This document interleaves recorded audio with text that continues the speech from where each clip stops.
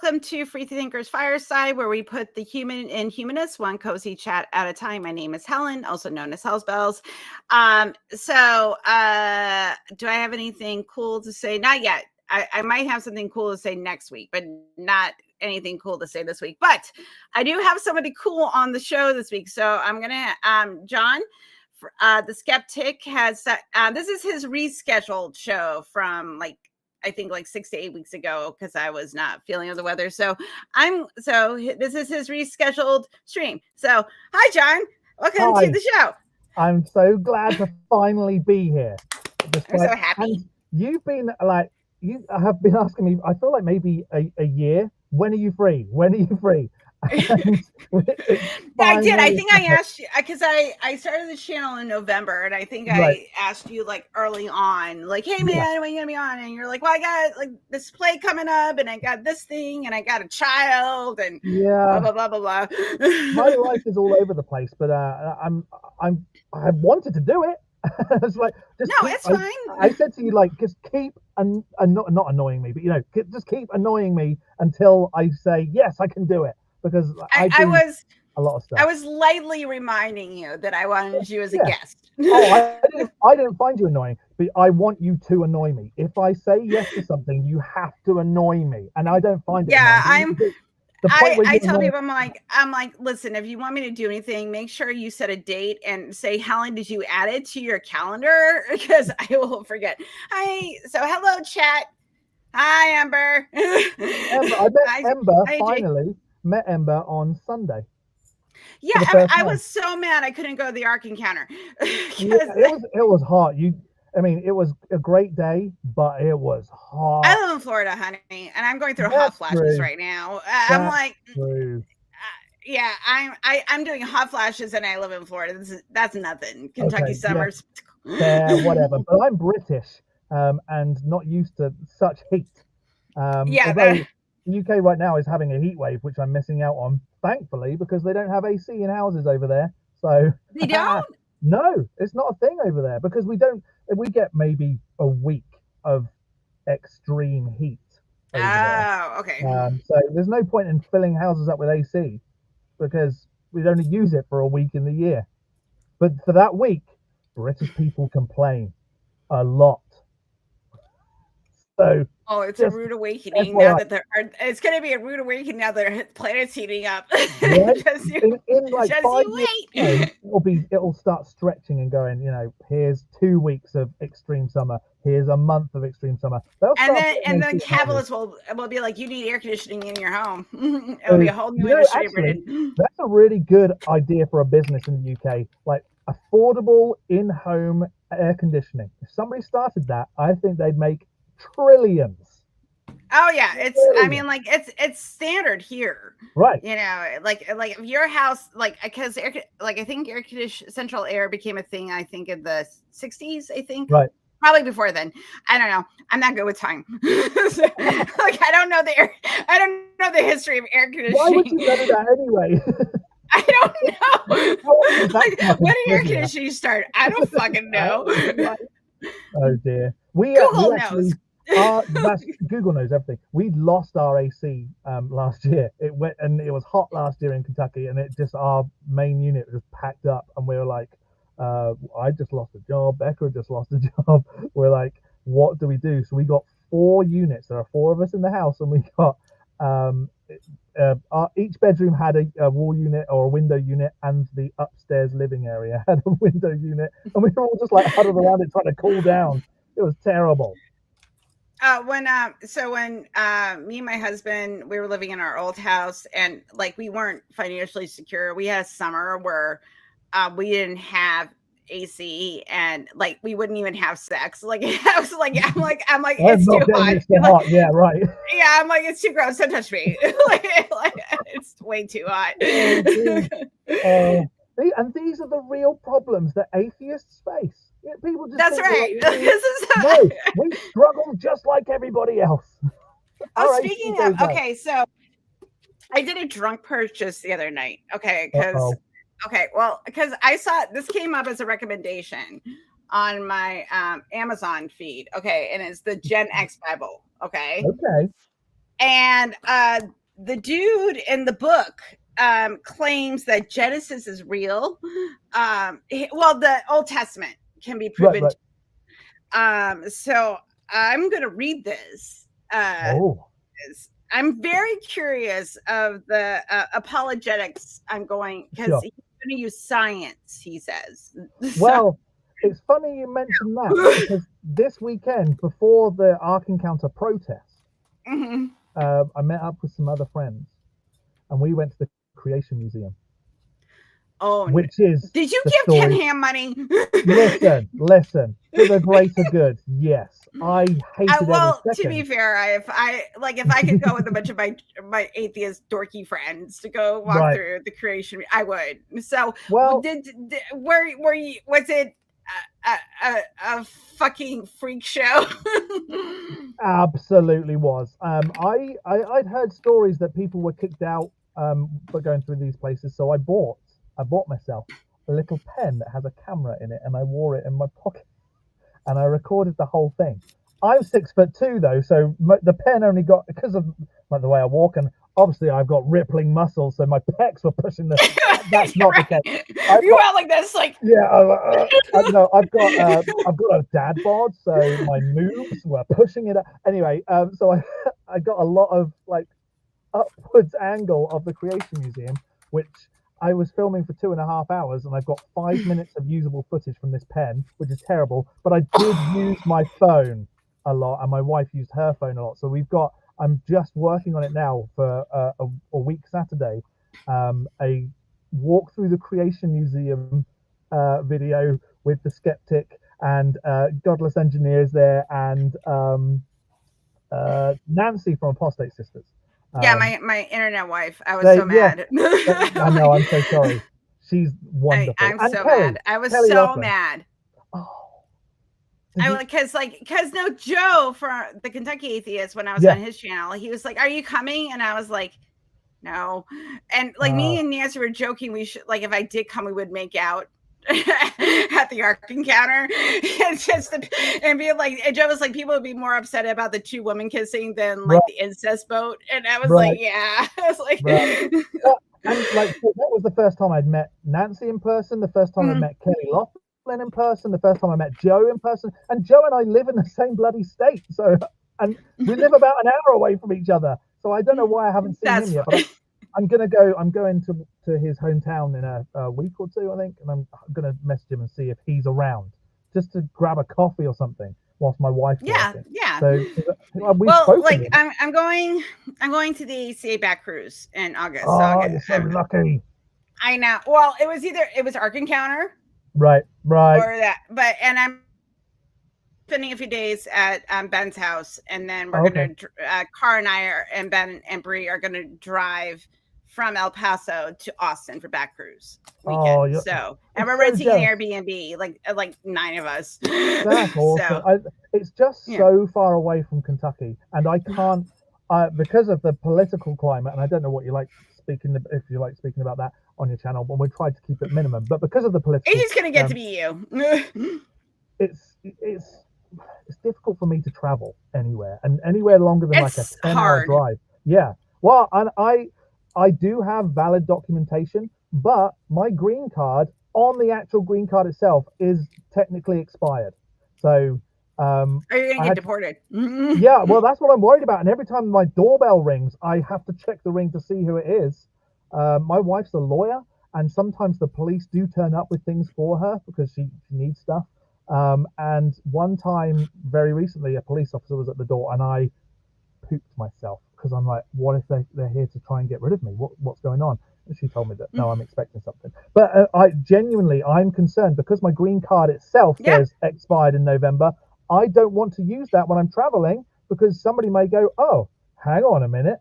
This man is undocumented, even though I have a sheet of paper that says, yes, it may be expired on the green card, but we've extended the validity for 4 years. Right. I don't trust that. So I don't want to get on a plane and maybe be deported. It's genuinely terrifying. Well, that's the thing, because my mom married my dad back in the 50s, and but she's from Quebec. She's not an American citizen. Right. She's not. She never became an American citizen. She's living in a nursing home right now. She's 92, 93. Wow. 93.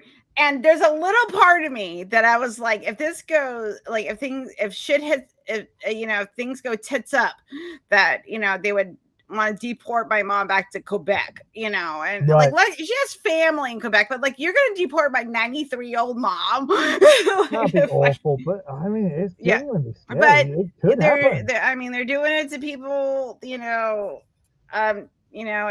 you're the wrong skin color, right? Apparently. And Ways to Human just said that, like, it's okay, you're British and white, but even that, there was white French. I don't trust the government for anything right now because I think that if there's enough uproar, they're like, well, look, we're not just doing it to the brown people, we're doing it to like the Canadians or the British. Right. And there was a white British female that was held because of something to do with her Esther. She was too close to the end of it, and they kept her, and she was just touring the USA. She wasn't even planning. I know this is ridiculous. Because we live in opposite land every day. So I don't want to talk about politics right now. No. Like, that's a different show. I've talked about like every day is talking, like every day you're just a reminder that, you live in dystopia with like little tiny moments of joy. Just keep that in mind. But no joy because I can't come to the back cruise. I know. Well, you went to the Ark Encounter. So, okay. So I want to hear. Okay, we were going to talk about importance of secular community, but I want to know about your experience at the Creation Museum because my goodness, I have to live vicariously through you now. I am going to let out a video. I've recorded everything and I've put together at the moment it's about 22 minutes. It's probably going to end up being about 24, 25 minutes. So a walkthrough, but it was terrible. It was one of the most boring experiences I've ever had in a museum, and I love museums. There was a T-Rex. That tells you, right? But there was a T-Rex replica, fossil replica thing, and the head was squashed. And you looked at it from a certain angle, and I'm like, how reliable is all this other stuff that they've got in here? I mean, obviously not very reliable at all. And there was one thing that stood out to me, and I'm going to mention it now, but it's also like a big moment in my video. They had this screen with how they can prove that the Earth is 6,000 years old because they look at when people were born in the Bible and then how old they were when they died or had kids, and they start adding it all together, and then eventually it gets to Jesus, and it says on there, Jesus Christ born 5 BC. So they didn't even try and like make that make sense. Because I know that like BC and AD whatever was made into like a no, it's confusing, right? But it was made into like a calendar. Not before Common Era, what we use now. Like before himself? They used BC and AD all over the place. So they said that Jesus was born 5 years before Jesus. And there was no attempt to cover it up. Right. And people are just looking at it going, oh yeah, this is great. And they just walk on. Nobody questions it. I was very vocal at that point, saying Jesus was born 5 years before Jesus. What? And like the whole BC thing came about way after anyway. But even so, it was born twice. Well, I mean that is fair. But if Godless Granny says, and I've met Godless Granny a couple of times, but I got to see her again on Sunday, and she's wonderful. I'm a big fan of her work. She's just one of the sweetest people. I go to these things because yes, I get to hang out, or in this instance, talk, and at NanoCon in a couple of weeks, I'm on a panel down there, and that's why I'm going. Yay. But actually, the real reason I'm going is because I just love hanging out with my friends. I know. That's why I go to Atheist events. I'm like, I get to hang out with my people. Right. It's just about bringing together the community and hanging out with people that think like you. And it's just very refreshing, and you don't have to worry about going, oh, God damn it, all this stuff. Because nobody cares. No, nobody cares. And like, I feel like in this community, you can be like your authentic self. Like, you don't have to hide really anything. It's like, I'm like, are you kind? Okay, cool. Then you can, You can be part of the group. That's all that matters. That is. Yeah. Did I see the X-Files? That was my phone, but my alert is the X-Files. So that's great. Oh, it's been a while since I watched that. But anyway, yeah. So that's why. I love that show. I had such a crush on Scully. Oh my word. I had a crush on both. So yeah, you know, yeah. Like my queer ass, I'm just like I tap both. It's fine. I probably would. When my little queer self back in the 90s, right. I was like. What's the guy's real name? David Duchovny. Duchovny, yeah, that's right. He was in Evolution, the movie Evolution, which is it's so stupid, but I love it. I love that movie. That's where I would tap him from.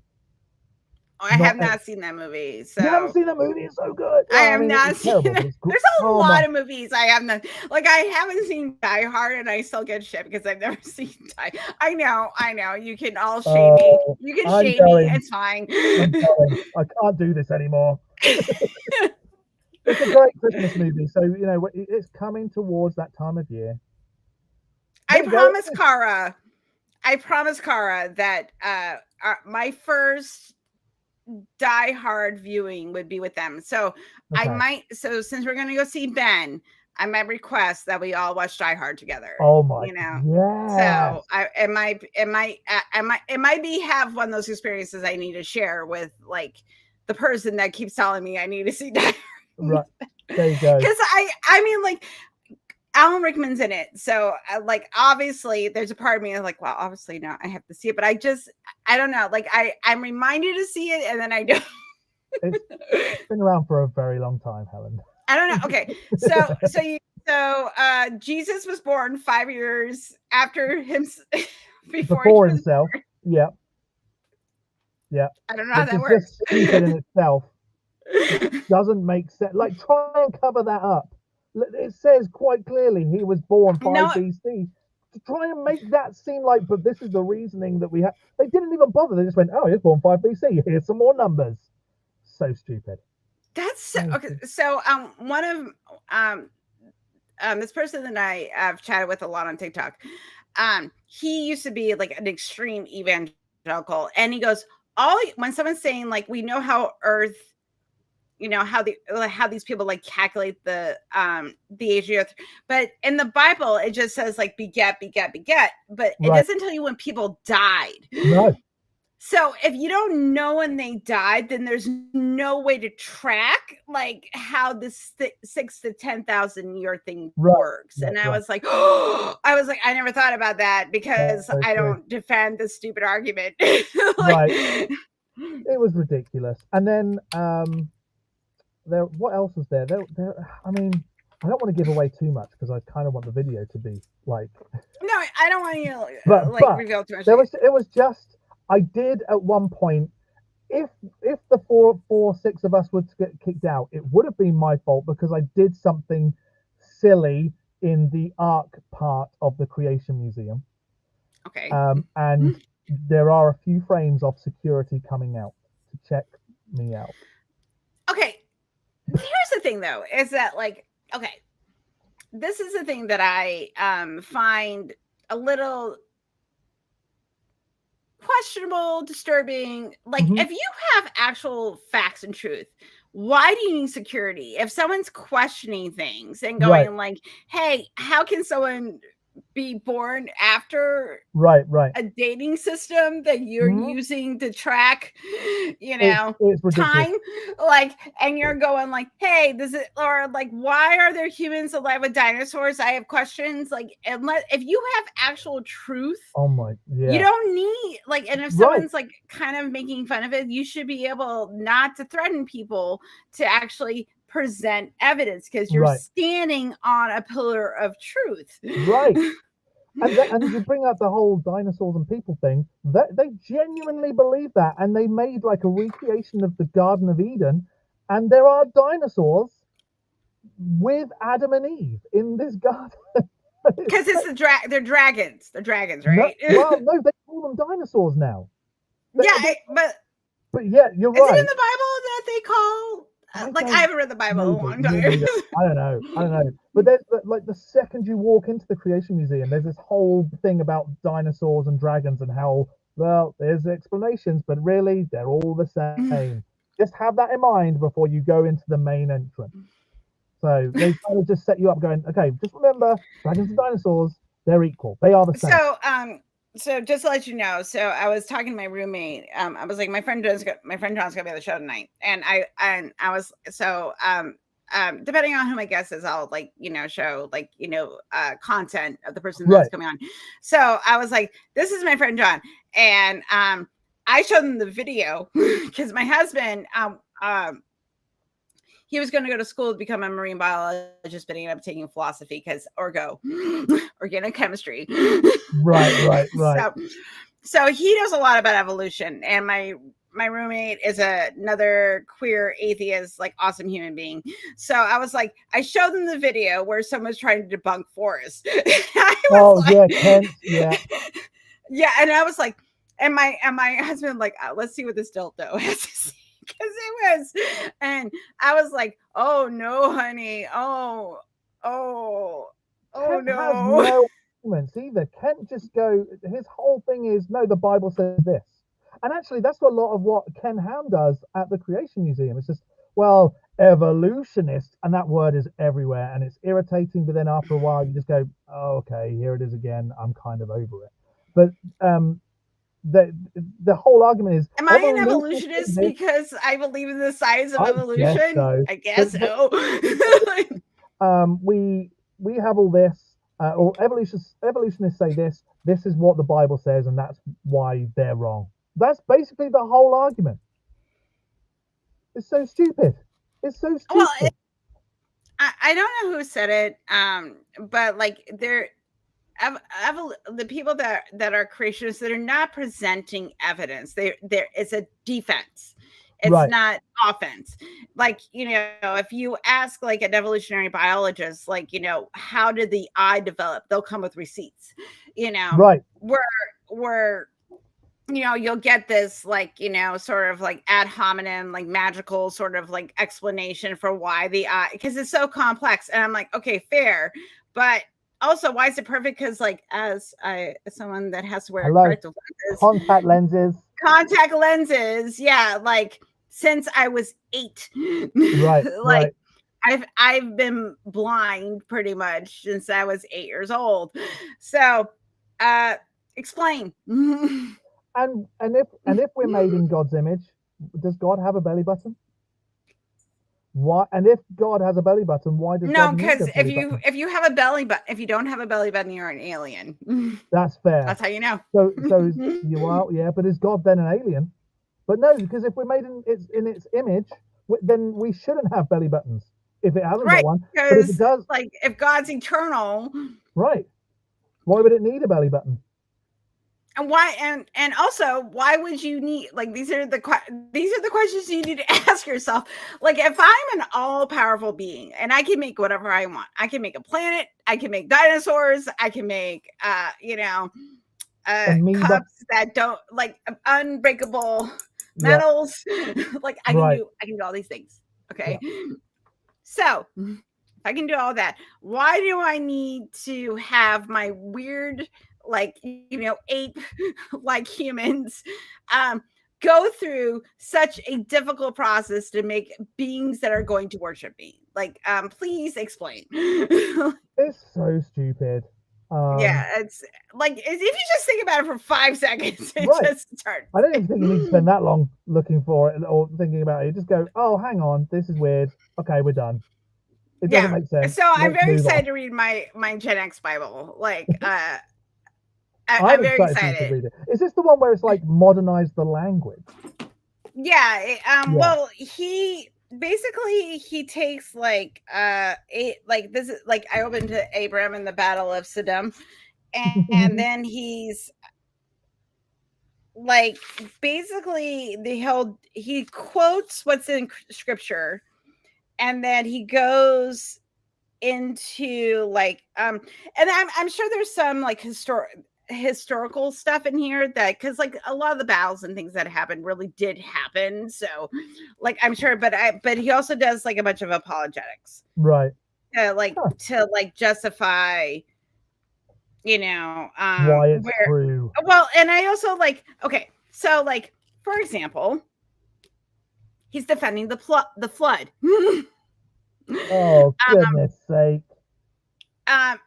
Because it's linked to a volcanic eruption during the Bronze Age, which obviously is going to cause a bunch of like climate and right. we know all this stuff, yeah, but yeah. At the same time, but it wasn't global.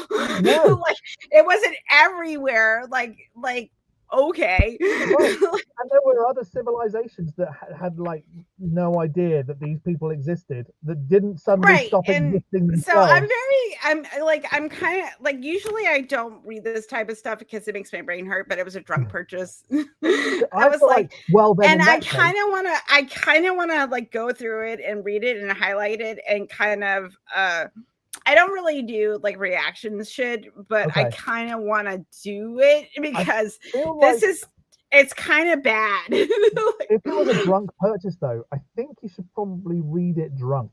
Oh my god! Know what I should do? Because Ben is doing his Holy Spirits thing now. Yeah, I've been asked to do it as well, so I can't wait to do that.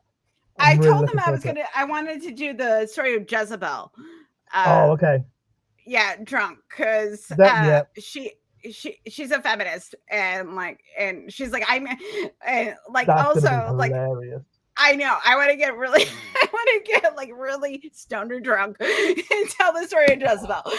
I picked out my story. It was either yesterday or the day before, because he messaged me and said, "Would you be up for doing this?" I was like, "Yes, I would." And I showed my wife, and she's like, "Oh, you have to do this." I was like, "Yes, I do. I'm going." What story are you gonna do? Well, I picked the story of Onan being killed because he didn't ejaculate in his brother's widow. So I'm like, this is the one I want to do, Ben, if you don't mind. And he's like, yeah, that's great. So I'm gonna really learn that story from head to toe and talk about a man. No, what's really funny is that like I didn't become. I know we're supposed to talk about it. We're just talking about whatever you want to talk about at this point. Like I always, whenever I get asked to do one of these, it's like, this is what we're going to talk about, and it's never. We just hang out. Hang out. So like when I grew up Catholic, where you just hear the Gospels, like you don't. I wasn't a Bible literalist. Like Catholics aren't. Only since they've got into the evangelical camp lately, they become literalists. Like they've never been. I went to Catholic school, but I had I would say I had science class and I had religion class. They were two separate worlds. The streams did not cross. Like two separate things. It was kind of like the idea is that God created the universe, but he kind of was like, shoot first, ask questions later kind of thing, we'll just kind of see what happens. Yeah. And the Garden of Eden was all metaphor. It wasn't literal, because guess what? The Catholic Church kind of make a lot of mistakes when it came to scientists. Right. Just ask Copernicus. Right. Oh my word.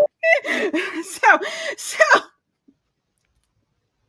and that was always the attitude. That's why young earth creationism, when I met people that were leaving fundy religions that they believe the earth was 6,000 years old. I didn't find out about this until I became started getting involved in the atheist community. Because why would I? I grew up Catholic and then I became a pagan, which they all believe I can prove nature exists, basically. What pagans say, you can't, I worship nature because I can prove it exists, and then I just let go of all the woo-woo stuff and I'm just okay, I'm everything's bullshit. Yeah. So it's crazy. And I became an atheo-pagan, okay. Which is because we are nature, and it's kind of it's a psychological spiritual experience. It's kind of like with Carl Sagan, we're stardust, and and it helps me appreciate the beauty and the wonder of being alive. But there's no supernatural to it, but it's this awe feeling, I think I would probably be in that camp, to be honest. Yeah, like Yeah, I it's think not, a lot of us really are.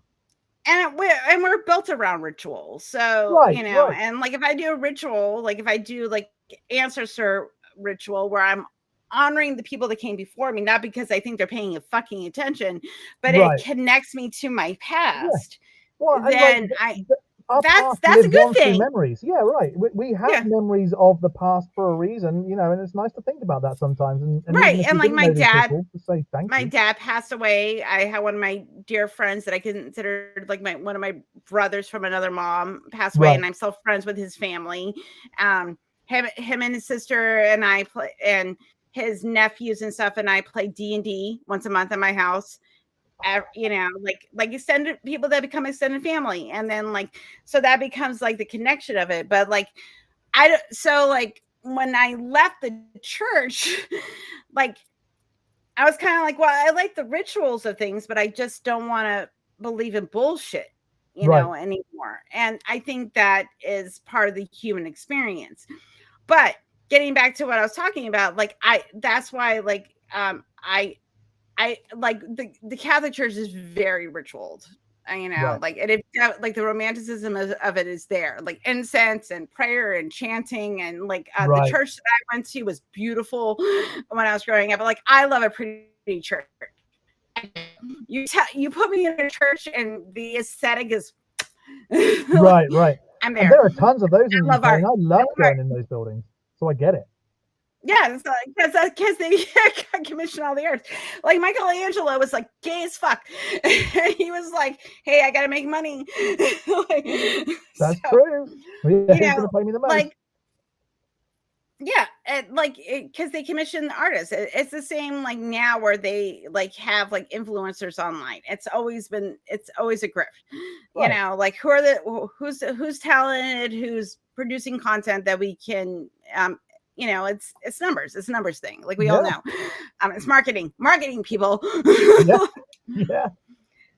Well, it's the same thing. So, Yeah, right. But so like when like did you grow up religious? No, I was very lucky. Well, and so the UK. Did you do like the Church of England thing? No. Oh. No, I literally did nothing.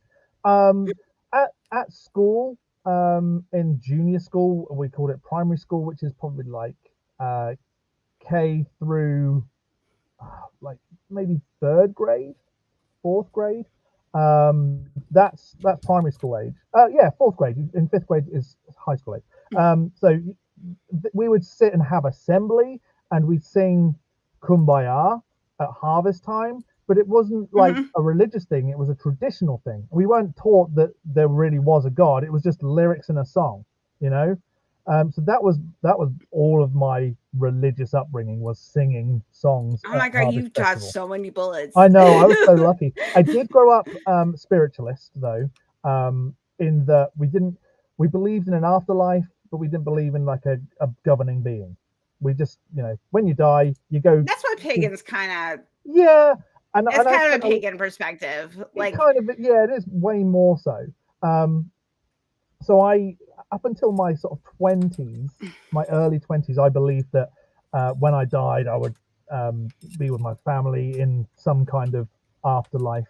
We wouldn't have to praise a god to get there.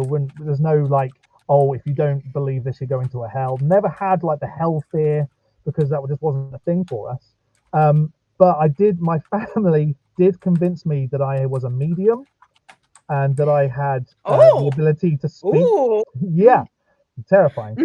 My grandmother believed she was clairvoyant, so she would give readings to people from the dead using a crystal ball and everything. It was so weird. Oh my God, you would so fit into the pagan woo-woo world. Well, like I would, but not anymore, because I don't believe that anymore, because when I was in my early to mid 20s, at the time, yeah. Right, yeah. but in my early to mid 20s, I mean, I am very tall. It's ridiculous. In my early to mid 20s, I wanted to become a medium. I wanted to use my gift to speak, to help people. And so I started researching how I could tap into this gift and how I could help it. And that's when I started going down there. Oh, this is a load of rubbish, isn't it? There's no, this isn't real. why on earth was I ever convinced of this? So that's kind of when I started identifying as atheist, even though I had never was a believer in a God. I'd sort of done the research and went, oh, that's what I am, and I started self-labeling as atheist in my sort of mid-20s. And then just have been outspoken about it ever since, because I come from a place where you're allowed to be outspoken about not believing in God and nobody bats an eyelid. It's in the UK, if somebody says to you, oh, I believe in God, I'm going to pray, You're the weirdo. They're the weirdo. Yeah. Right. And it's the exact opposite over here. If I say to anybody, I don't believe that terrible story, they look at me like I'm an absolute crazy person. And I've lost a job because of it. It's so stupid. Yeah, you told me that story, which Yeah. is so, like, I'm very lucky. Like, I can be an open atheist worker. Like, I tell people, like, Right. someone, I was talking to somebody at work like a couple weeks ago on the phone, and they were talking about somebody else, and they said, like, well, this person doesn't even believe in God. And I said, like, I'm like, well, I don't believe in God, but I go, Right. but I believe in kindness and Right. compassion and being a good person, because regardless of what happens afterwards, this is where we are now, and we have to all take care of each other. So, you know, like, I always like use that. It's more important to be compassionate than to worry about what we believe in, you know. Right. And I Right. think that, because how can you argue with that? Like, no, like, you have to believe in God to be a compassionate person. Like, no, I'm like, It's so strange to me. And I've got like a few stories about all this, but I was thinking about it today whilst driving around with my son. Like, you always get that people are God first, and then family. And I feel like, well, I care about my family more than a God. Doesn't that make me a bit better? Like, my family are the most important before any deities or anything. I care about them more. For you to say, it oh, was I care about God and then my family, is like an horrific thing to say. like, even my family, like, my families were believers, but my parents trust that family is the most important thing, even Right. over, like, God, is Yeah. to, like, care about your family. And I think that Because they like, struggle I with think that. even as a believer, you could put, like, hey, you know what, I can go to church and I can read scripture and I can do all the things, but also at the same time, like, my family is like, gives me the human connection, because, like, if Right. your family's a blessing from God, Right. then, you know, that those feelings should extend to your family first, you Right. know. But it must be a really harsh mental battle for these people, because they're like, oh, I love my family, and this person here who doesn't believe in a God really loves their family, but I've got to put God first, but they're not. They're putting their family, and the mental gymnastics they have to do, and it destroys them. That we're just nice, normal people. My mother-in-law is very religious. Hi, internet wife. Oh, look who it is! Look who it is! Nancy's here. My mother-in-law is very, very religious, and when people say to her, like, how is it with John being an atheist, she's like, he's just such a nice person, though. He's such a nice person. Yeah. And that annoys me a little bit, because she's having to go, oh, but he's such a nice person, so I don't get it. Right. Like, what do you think atheists are going around kicking puppies every day? No, No. because we don't put God first, we're better than you. Sorry, but that's just how it is. So I I don't know. I think, like, I and okay, like, I'm just gonna put this out there. Do it. I'm ready. Okay, this is my theory that's not a theory. Okay. That, like, I don't really think these people put God first. No. I don't, because it's really impossible.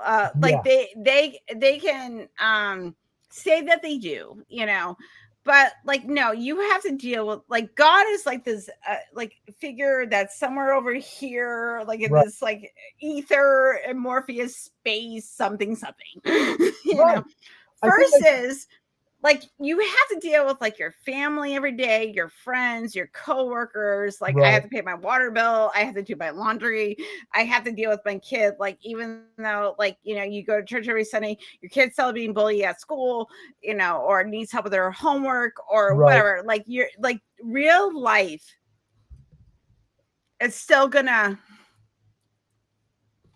Who's saying that? Nancy said that your audio is low. I can turn myself and up. I just talk loud. So yeah, I know my son sleeps in the room above us, so I may well. I'll turn myself a little up. lower. Yeah. There we go.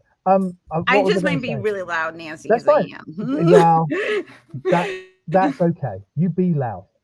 Okay. I had something I was going to say, and I've completely forgotten. It was something to we were do talking with... about like when people put their like I said that like I think it's like kind of bullshit that people really put God above like their own family.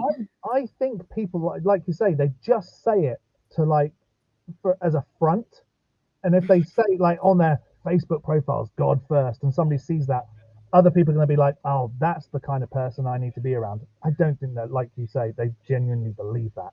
I don't think so. But I also do think that those that genuinely do put a God first, if that God in their head was to one day say to them, I need you to kill your child, would they then do it? Because God comes before their family. Would they? And here's the thing though, like why would anyone want to worship a deity that would ask you to do that? Like that's the thing. Like I've said, like if it's proven that God exists, fine. I can acknowledge it exists. Like I acknowledge neo-Nazis exist. I acknowledge they exist, but that doesn't mean I'm going to follow them. Bingo. Yeah, I'm exactly the same. And the God of the Bible is an horrific, terrible being that nobody. That's why I'm excited to read this book, because it's all the First Testament, it's all the Old Testament. I'm so excited. And you need to do a reaction video to it. I'm sorry, but do it drunk. Cannot wait. Do it drunk. I can't wait. I can't wait to read this fucking book. Like it was a drunk purchase. Yeah. I actually thought it was going to be one of those things where it debunked it from the description, because Amazon recommended it to me, and the stuff that I buy is very... Amazon. Maybe just do a little bit of research there. Yeah, I was drunk. I was drunk. What else? But now that I got it, and I started flipping through it, I was like, "Ooh!" Oh, this is really okay. I'm like, so I'm kind of excited, like because like this one. Also, he designs war-winning weapons. This motherfucker. So good for him. Yeah. So wow. And this is the Gen X Bible, the Old Testament, Kingdoms, Catastrophes, and Covenants. Gen X redactor D.L. Lyle is the author of this book.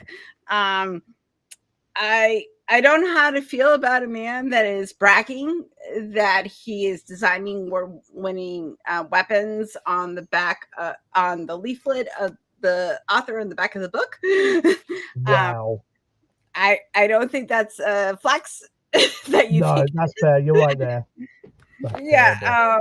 But he'll get a few dollars for my purchase on Amazon, so good for him. Well, I see now. I feel like you've given your money to that. I'm giving my money to Ken Ham to show how silly his whole experience is. So we both make questionable choices. We're the same. John sounds bad. So is my audio that terrible? Wait a minute. I can't tell because you're in my earbuds. Yeah, right. Same. Listen, I can't tell. I'm a voiceover. I have sound absorbing panels because my profession is making videos. Yeah. And you're also an actor. I'm a voice actor. Yeah, that's what it is. I wonder if I'm not on this microphone. Oh, that was. Go out like right up to it. You can do ASMR.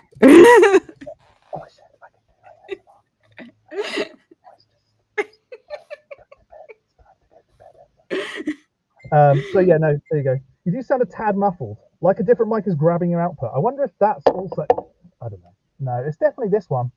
It's definitely this. I've got it all I know. I don't even know how to check now. I'm not going to check, but let's just. It's fine. Like, well, no, I have noticed, like, because just speaking, I know I talk loud. No, it's the ADHD way. Also, my microphone is like only like 6 inches from myself, and it picks up everything. Right. So, right. because there'll be times when I'll listen back to myself, like on my commute, and I'm like, oh my God, I'm so loud. Like SR was on last week, and between him and I, it was 2 totally different experiences. And I'm like, is it because I just talk? It's probably because I talk really loud. We need loud talkers, Helen. You keep talking loud. It's the feminist in me. Right. Good for you, though. Like good. It's this feminist rage that's coming out all the time. And I'm just like a chill British guy. It's one of those things that I kind of like make fun of myself for, but also I'm proud of, because like I was told all of my, like, you talk really loud, you talk too fast, you talk too much, and like, and now I'm just like, fuck you. Good. I'm a 48-year-old menopausal woman with too many opinions. I'm done. That's funny. I don't know. Have we met in person? I'm trying to remember. No, we have not met in person yet. So no, but we will have to. Times. We've spoken a lot of times because we've been in this fucking circle for, like, I've been in the circle for 5 years now. Right. Yeah. No. But yeah. So I couldn't remember. But I feel like, well, Nancy's now met me in person, and Ember's met me in person. I know on Sunday I was a little subdued because I was so hot, but the day before when we were walking around the Creation Museum, I don't know if I was loud or if I was just. Do I just have this like calm? I don't know. It's the British. It's the British. But the only way we're now going to know is if Ember and Nancy speak up. Because like in our brains as Americans, when a British person speaks, they sound one sophisticated and more intelligent. Which is not me. I'm very lucky that I do sound like that, but I am not. I'm not intelligent. Oh, tap your mic. Tap your microphone. I did. See? Yeah, it's the right mic. Oh, and this mic was expensive. So, look at the way husband brought me a drink. Husband is amazing. So thank you, husband. You're welcome, wife. He's a good wine fairy. So thank you, husband. Wine in a glass now? No, this is rum and orange juice. I had wine. Okay. I'm switching. It's coconut rum, by the way. I sounded normal on Saturday. I don't know what is normal? What is normal? What is normal? Was I like, I don't know. I said my son's name about 57,000. Yeah, 57,000 times because I've got a 2-year-old, nearly 2-year-old running but around. Also too, like, well, you're in a soundproof booth, and and it's what, like, look, I'm covering my mouth over now. Look how that absorbs the sound. It's amazing. You probably didn't hear a word of that.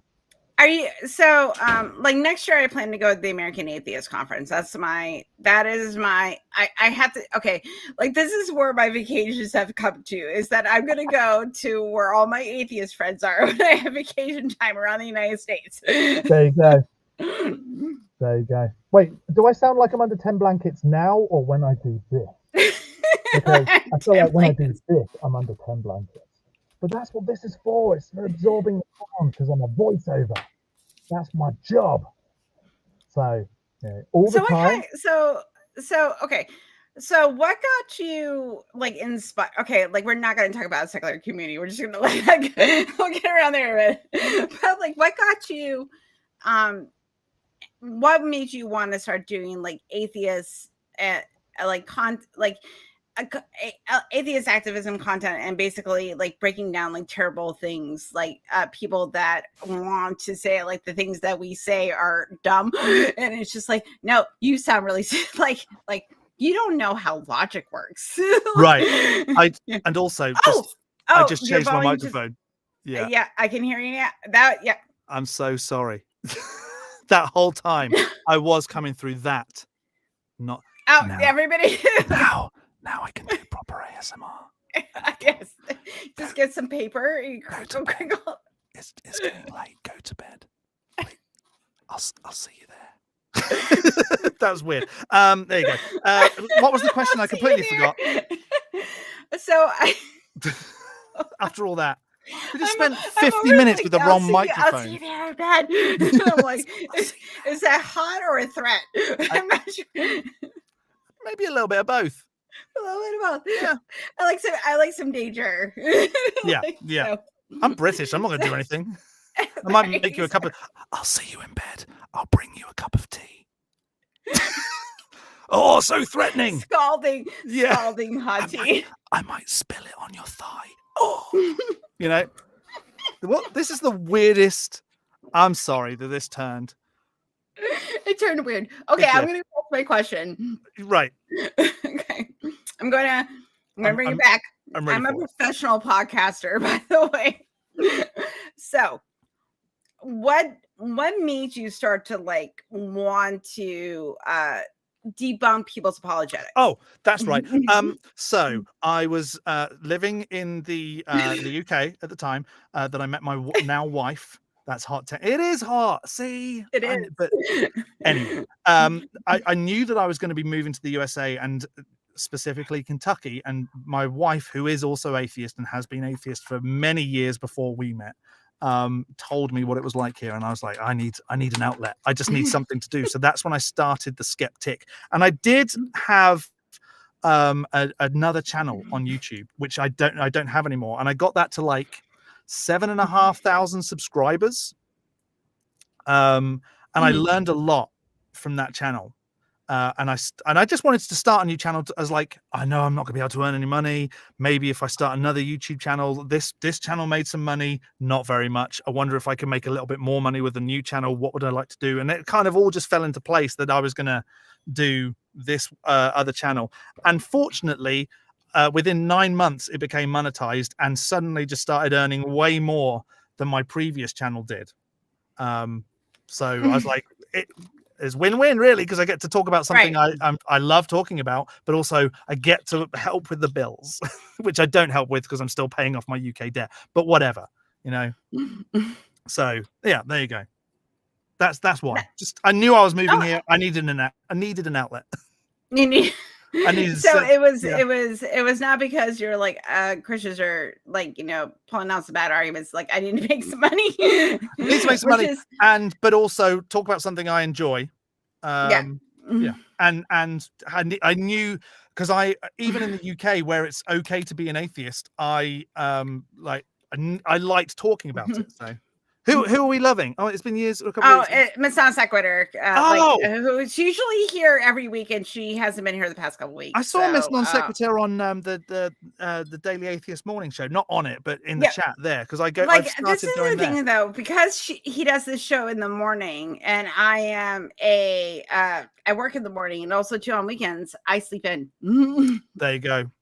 I do that on weekends, but I've got a 2-year-old and my wife works, so I have to get up with my son. But you're chasing after a 2-year-old. But I hold my phone and I'm just listening and commenting when I can. And I've only started doing that this week because I didn't even think about it being on in the morning. So I didn't today. I was out. And also too, I spend so much time in these spaces that kind of on the weekends I don't.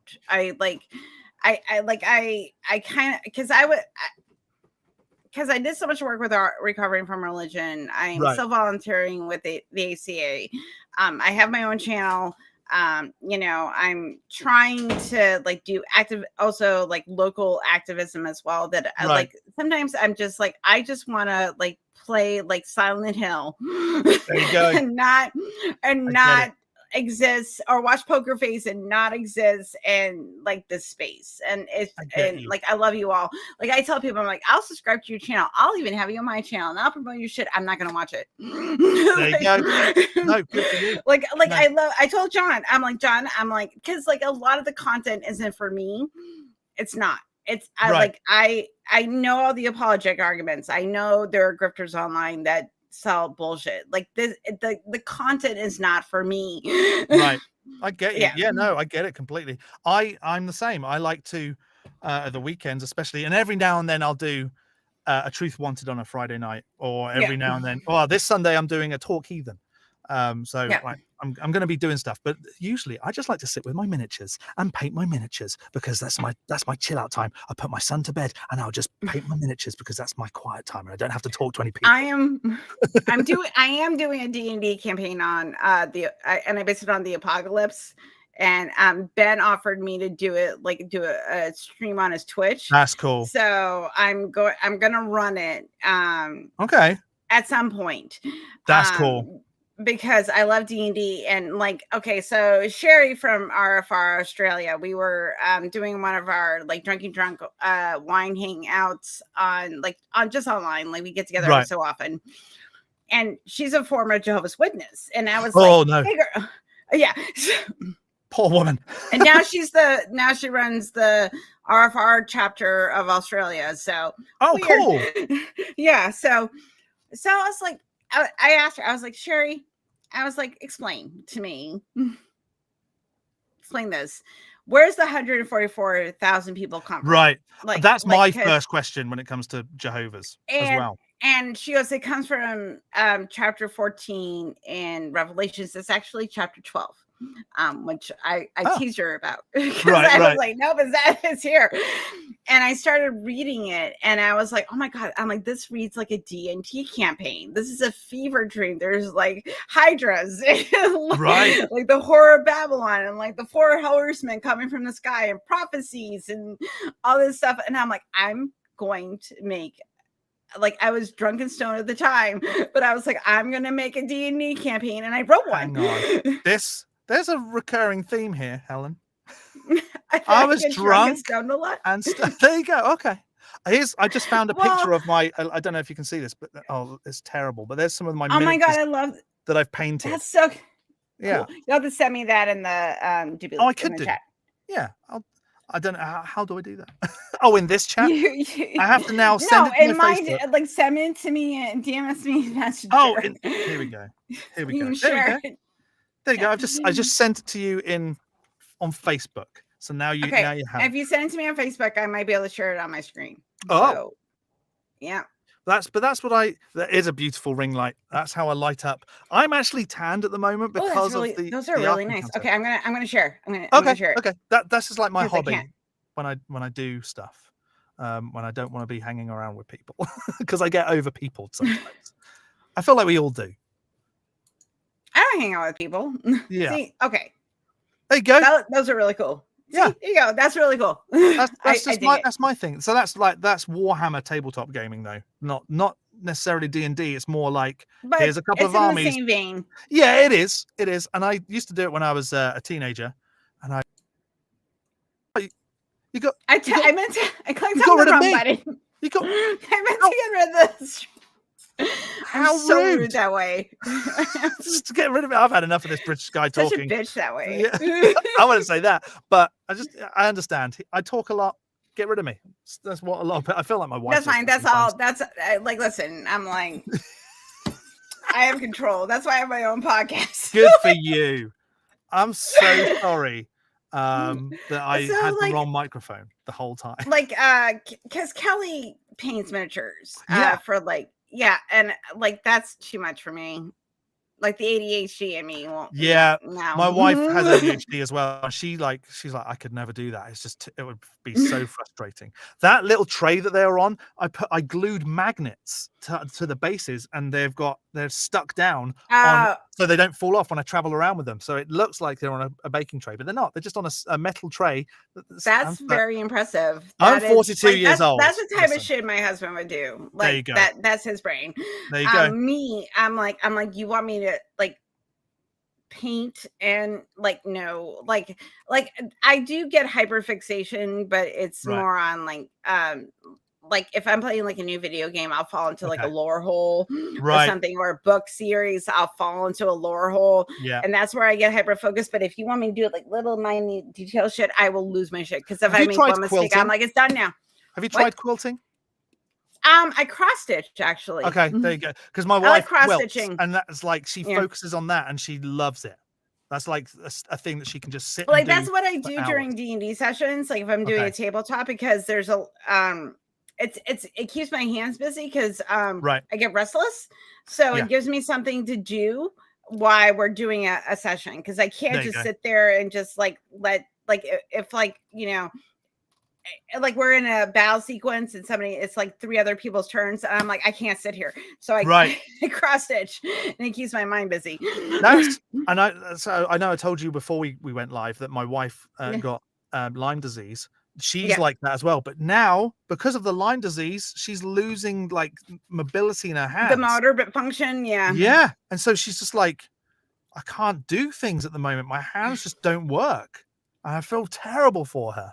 It's not done great for us sex life either. She's like lost her hands. That's shitty. Like I didn't. Okay, this is really kind of a sidebar. But like I didn't really understand like the complexities of Lyme disease till like a few years ago, because I was like, because like I knew, like I remember growing up in New England, and like Lyme disease became like a very serious thing like in the 90s. Like they're like, hey, if you're gonna go out in the woods, like make sure you got pants on, you have boots, check yourself for ticks and stuff like that, and that became like a thing. But like I was like, but I didn't realize not only the physical but the psychological effects of Lyme disease. Like, and I'm like, oh no. Honestly, it's a lot. And I feel so bad for her because she's really like struggling and has been struggling. She's not allergic to red meat. The doctor did say that we need to test. So I went and bought some steaks, and we had 4 meals in a row that were steak. And it was wonderful for both of us because she's not allergic. I can't eat. I have a chronic nerve condition, and I cannot eat. I've heard of those, and I gave up. My husband, because my husband was the first one to notice it. He goes, every time I cook like burgers or steak, you have a flare up, and he knows the pattern. Now that I've completely cut out red meat out of my diet, my flare ups have gone way down. They still happen, especially during this, especially during the summer when the barometric pressure drops because we get so much rain here, living in the subtropics. But since that's happened, I cut out red meat way down, way down, and I was like, damn, and also probably my heart's better for it. So there you go. Yeah, we don't eat a lot. Do I mistake? Oh, I bet. Like, I'm sorry. I understand that. This is where me and Dan will get into a fight. Really? I know you're vegan, but I'm like, listen. I'm like, I love steak. I do. I'm not afraid to admit it. I do. AJA was on my show and we talked about this. Okay. Yeah, we talked about how veganism is actually having a plant-based diet is really good for you, but I mistake. I do. Yeah. I gotta sit there and pretend I don't. Yeah, I get that. Wow. I love cow. Anyway. I blame evolution giving me the big brain because we decided protein. There you go. It was. I mean, I gave up red meat, or specifically beef, in 2018, and it's only since I've moved to the USA that I've been eating it very rarely. I don't eat a lot. But buffalo doesn't bother me. Does it not? So. That's strange. Yeah, because it's still a cow. Yeah. But I don't know. There's something about maybe the way that my enzymes digest it. I don't, or maybe because it doesn't have as high as, I don't fucking know. I'm allergic to soy. Okay, well then you're not a soy boy. No, I'm not. Godless Engineer on Saturday was having a great time because we went out to eat afterwards and we were talking about where I could and couldn't eat. And he's like, have you ever been called a soy boy? And I'm like, no. And now if anybody does say it to me, I can be like, I'm allergic. And that's the end of it. Don't you dare. That will kill me. I'm the furthest thing from a soy boy. I don't understand the manosphere online. I just don't. I don't understand it. It's not because I don't own a penis. It's just because I'm like, This is so strange to Listen, me. I am one, and I don't get it. I don't get it. Maybe that's just a British thing. Maybe it's like the American-British divide. I don't know. I just don't understand. Oh, Why? okay. I just don't get it. Like, I don't, like, I understand, like, there's, and maybe because, like, I'm older, like, because my husband, like, all the men that I know in my life are very, like, confident, like, very chill, like, kind people. Like, they're just, like, because that's the kind of people I hang out with. And I never dated. So I haven't had to, I have never dated other than in, like, queer spaces, but that's a different Right. place. Like, and in poly circles, also a different place. Right. But like, I lived with my parents. I met my ex-husband when I was a senior in high school. I married him at 21, which I do not recommend, by the way. Marrying him at 21 or just getting married at 21? Yes. Which one? No, Which I met him. I met him when I was 19. We got married when I was 21. 18. Okay. I was 18 and got married at 21. Do not recommend. Do not get married. Okay. When you're 21 years old. Okay. Do not. Especially not to him. No. No, obviously. And then I met, and then our marriage started falling apart, and my husband I'm with now, we've been together for 20 years. We lived together for a year, and then we got engaged, and then we lived for each other for another year, right, before we got married, and we've been together for 20 years. Great. I've never like, dating to me is like the Amazon. Like, it's beautiful and it looks aesthetically amusing. Right. But there's also like snakes and like things that will bite you, and like big cats and monkeys and exotic diseases that is true. Lyme disease, like, even Lyme disease. Like, I'm just like, I don't know what it's like to be there. Like, right. So I don't know if, like, the manosphere, like, I do agree that like, I was listening to this podcast this morning about this woman that dated people that were as part of she dated people that were on the far right. She worked for a magazine, and she went undercover and dated people that were on the far right. And she found that it's just a bunch of men that don't feel seen. They don't feel like they're heard. They're like missing, like, human understanding and connection. Right.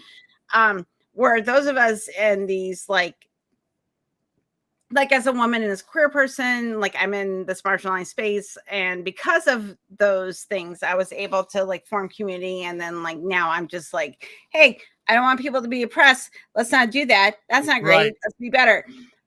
And she explained that, like, a lot of these young men don't have the same trauma. So and basically it's all about, like, her perspective was that a lot of these young men, we kind of forgot about them in one way, but also at the same time. But you're also, like, if you're part of, like, a neo-Nazi group, or like this anti-feminist, like, rhetoric, like, or like anti-queer, people of color, like, I'm better because, I'm white and I have a dick. It's like, okay, cool for you. Yeah. And you have no idea what these people are like until you meet them, and then, like, it's too late because you're in the situation, and then you have to get out of it. Right. So yeah, it's terrible. I mean, I dated in the UK where that isn't an issue because people aren't really like that. Right. So it's and I'm also a male, and I was in the privileged seat, so I didn't have to worry about, like, male egos and being a dick, because I wasn't that person. But I had that position, and I could have been that person, but I hopefully chose not to be. But so yeah, I haven't had to experience that. But then I dated years before I married her, and moved here and then married her, and it's a completely different experience. It's completely. But she's great. She's an atheist. But just the whole dating an American versus dating a Brit is just polar opposite. I don't even know what it's so, like, dating, like, when you're like a queer, like poly person, it's a different dynamic. Like I'm not looking for marriage. I'm not looking for like, I'm looking like, hey, can we like I'm looking for friends with benefits. I'm not looking for like a close friend with benefits. I'm not looking for like a life partner. I have that, you know, and like, can we integrate and this is going to work? And sometimes it works and sometimes it doesn't, you know? And that's normal, like in the poly circles, in the queer circles, and the kink circles. Like because there's so many understanding of dynamics and communication that happens. Like, but if I had to like find someone that like, hey, I want you to be like a life partner.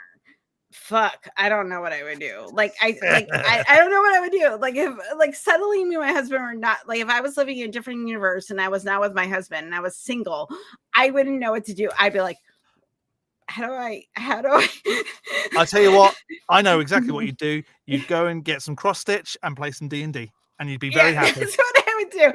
Like I'd probably be painting my miniatures and just watching some TV shows and be very happy. I get it. Like, because but I understand like people, I kind of take for granted that my relationship's very easy. Right. Like, I'm sure you do too. Like, you know, your wife is probably your best friend. You know, you want to spend time together. Like you have similar interests and hobbies, and you support each other and your work and all the things. Yeah. If you suddenly took me out of that, I would be like I would, like, I'm a very well-developed, like, you know, I'm very comfortable in my own skin. I'm very confident, but then like, there's a part of my brain as an older woman that I'm like, now I have to find somebody that has to integrate into my life. Like my best friend is a gay man and he's 50 years old. He is single. And he has said, he's like, I can sleep with other guys and it's fine. But to like have them integrate into my life where I have like I have a very coarse like support system. Right. And I travel and I have a career and it's hard. Yeah. Because when you're 20s and 30s, you're like working on that, but you get to our age and it's just like my best friend in the UK, he's 48. And he went through a divorce a few years ago. There you go. I can get myself. There you go. Fair. There you go, honey. That's it. I'm with you. But yeah, he's just started dating now, and he's like, it's taken me so long to find the person that will slot into my life and not like mess things up that I have. You know, I'm 48 years old. I'm 42. He's 48 years old. He's got things just so. He does this on a Monday morning. In your 40s. It is. Like, I think it is. It really is. Like I had someone tell me when I was in my 20s, she's like, when you hit your 40s, this is really your best life because you're going to be so settled. Like you're so just know young, what you want to do. And you know, like you're usually more financially secure, one. And two, well, I don't know about that. Well, not for me. Post-capital. Well, we're living in post-capitalism. Right. That's like fair. I'm tentatively comfortable. I like to say, yeah. Tentatively. I get you. Yeah. Can I feed myself this week? Yeah. Yes, and and did I keep trying to have a savings account and I just can't. No, not here. We don't have that. I have dreams of a savings account. Yeah, I'm with you there. What are your dreams? A savings account. Well, and I mean, because I'm full-time dad as well. I don't get to work. You have a young child. I've got another 2 years at least of being here with him before he goes off to school. And I do what I can. My voiceover career since I moved to the USA has taken a bomb because I'm only awake for half of the day now in the UK. On their time, so I don't work a full day now, and I do YouTube stuff and I get paid for that, but it's like it's not replaced the income that I lost. And then I lost my job at the theater because I'm a dirty atheist, so I lost that income as well. How damn you being atheist and caring about trans people? Shame on you. I know it was awful. I can't believe I spoke up for a marginalized community, and then I I suffered cameo. for it. That's what a terrible person. Which I find so funny in the theater. Right. It's it's the place is having stable times. He's financially secure.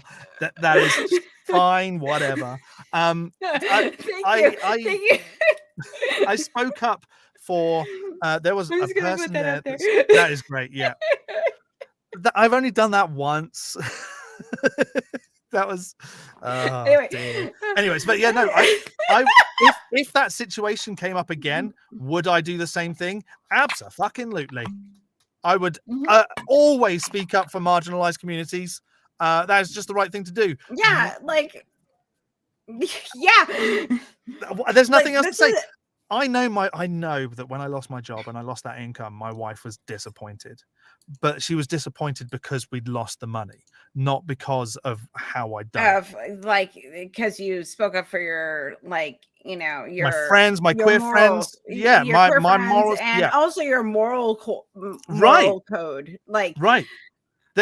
People like that person that I had tried to remove from the theater shouldn't be allowed to be around people in the queer community, and also in the theater where the queer people which go. is the safe space. And I had created this safe space for everybody. It wasn't just for queer folks, it was for everyone. It was a community of everyone. Unfortunately, somebody took advantage of that and felt that they were justified in saying you people shouldn't exist, and so I didn't take kindly to that, and I tried to remove him, and then I lost my job because I spoke up for. I know, and that's the thing person. I find I was dealing with some stress at work this because my coworker that recently left says some racist shit. Yeah, and I was like, and to me, to you, because they because this is they basically give like a welfare queen argument to me, and I got mad because basically I said, do you think it might be because of capitalism and the system right? And the narratives that were fed rather than actually flawed human beings. And because she says, and I sat there and I'm like, just because, and also I was kind of insulted because I have people of color in my family. And I was like, yeah, not great. And also she was just really bad at her job. And when someone is making you feel like you're going against your morals and like making you constantly angry, right? And I'm not an angry person. I'm a very easygoing, friendly, jokey, like ethical person, and like you're making me angry because not only are you racist, but they're queer friendly, right? Which I'm like, which I find confusing. Yeah. That's I'm like, it's so strange. It's hard, but she just quit, and like the atmosphere in my office is so much better. Right, good. Because even because it's one of those things there's certain anger that I reserve for. I'm like she's making me feel anger that I reserve for bigots and people that talk in movie theaters. Do not do that. That's the best thing I've heard. Yeah, those two people should always get hell's bells anger. Yeah. Exactly. Exactly. Dead right there.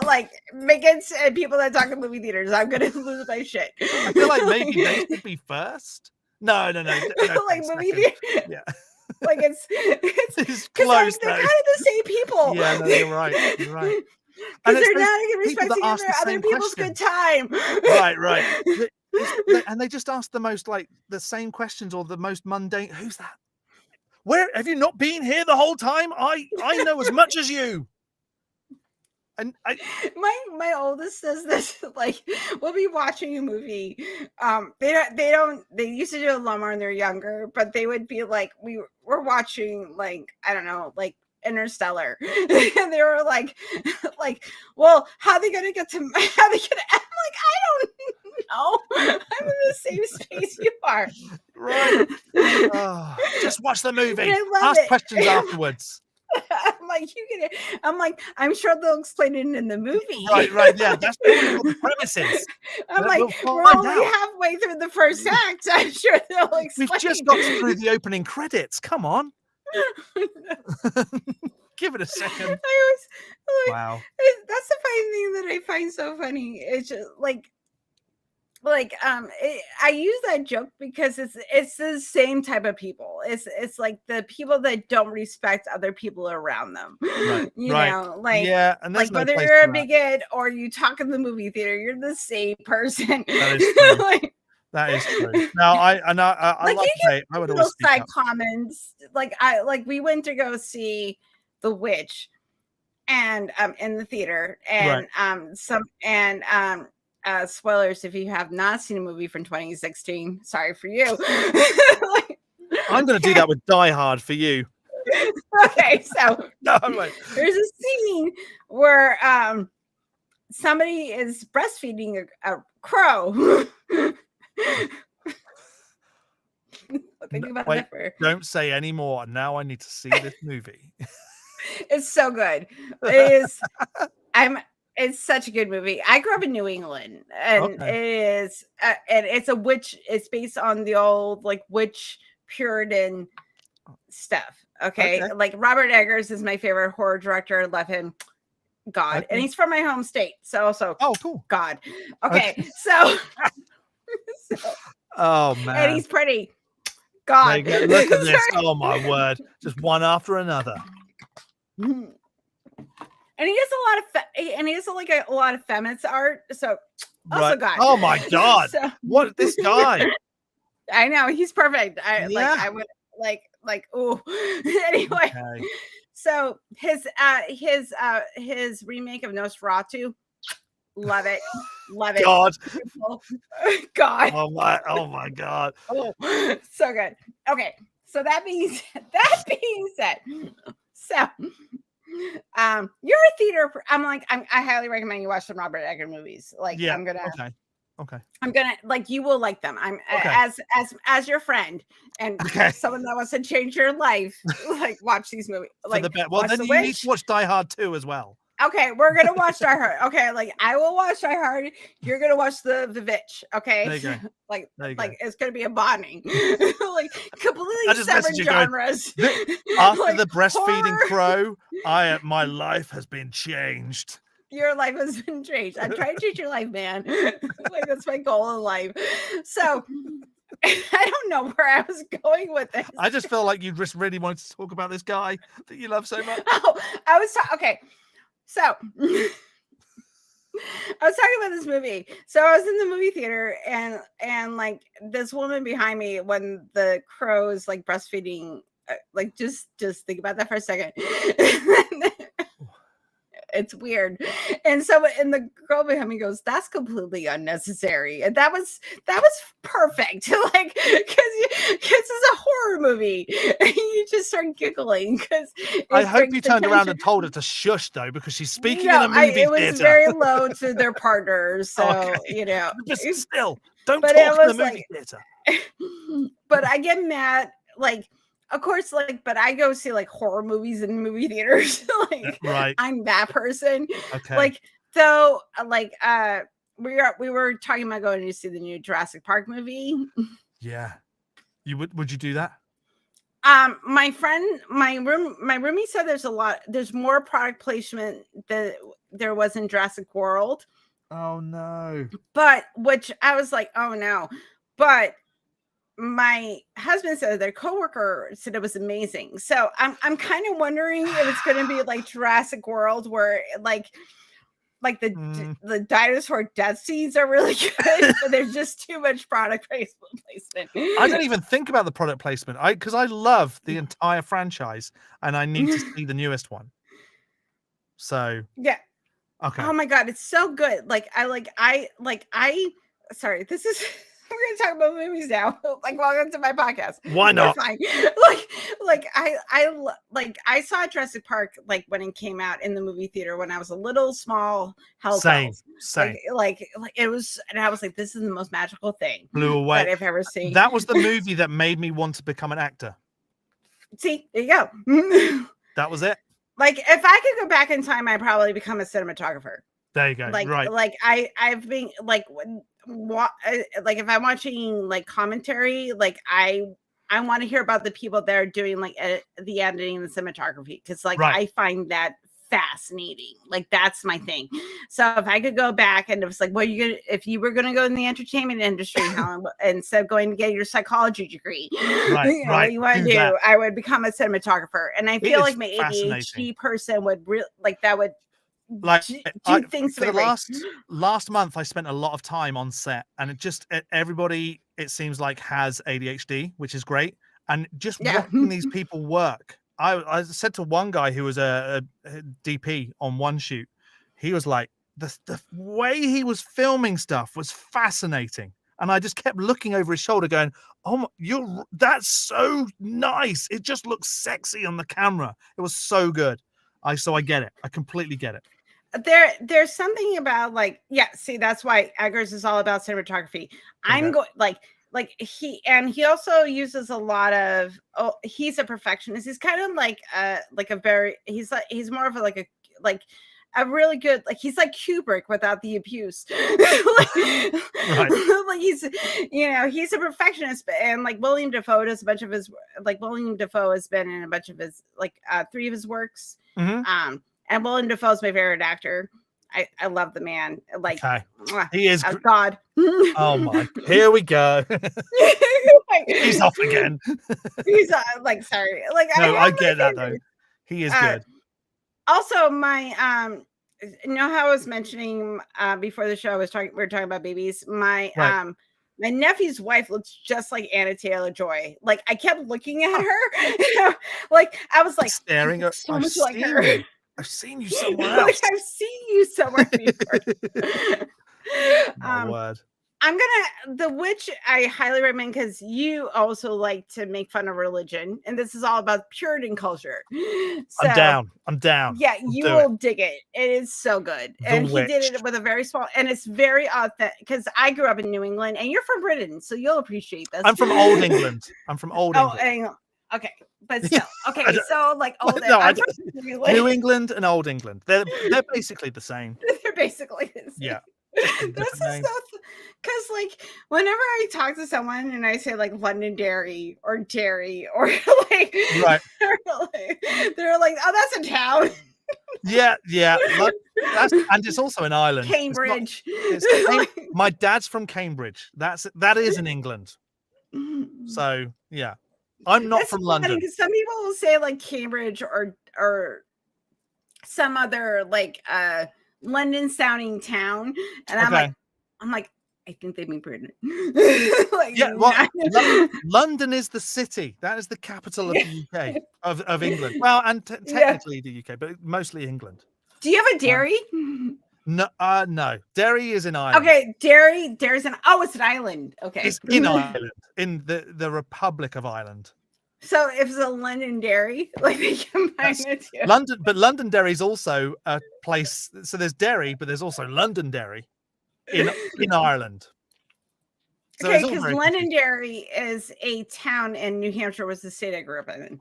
Oh, it's like okay. A town over, because I grew up in New Hampshire, and I grew up in Manchester. I grew up in Bedford, New Hampshire, but I grew up on the Manchester-Bedford border, and then I know there's a Manchester, UK. Yeah, so yeah, and it's all the Brits.